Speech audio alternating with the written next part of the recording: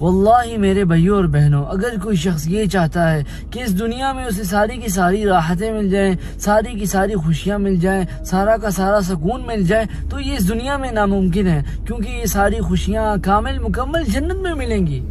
اس لیے اگر کوئی شخص ہے اسے کوئی چیز نہیں مل رہی ہے تو اس پہ صبر کرے، اللہ سبحانہ و تعالیٰ اس سے زیادہ بہتر اسے دے گا، اللہ سبحانہ و تعالیٰ اس سے اچھا اسے عطا کرے گا۔ اور کچھ ایسے اعمال ہیں جو ہمیں ہر حال میں کرنے چاہیے، جس حال میں بھی ہمیں اللہ سبحانہ و تعالیٰ نے رکھا ہے ہم نے ہر حال میں وہ اعمال کرنے ہیں۔ سب سے پہلا کہ نماز قائم کرنی ہے، نماز کبھی نہیں چھوڑنی ہے، قرآن کی تلاوت کرنی ہے، قرآن کو سمجھنا ہے، قرآن پہ عمل کرنا ہے۔ تیسری چیز کثرت کے ساتھ اللہ سبحانہ و تعالیٰ کا ذکر کرنا ہے، کثرت کے ساتھ استغفار کرنا ہے۔ اور چوتھی چیز آپ صلی اللہ علیہ وسلم پر درود بھیجنا ہے۔ جو وہ شخص یہ اعمال کرے گا اللہ سبحانہ و تعالیٰ اس کی زندگی میں برکت ڈالے گا، جس حال میں بھی ہے اگر یہ اعمال کرتا ہے اللہ سبحانہ و تعالیٰ اس کی زندگی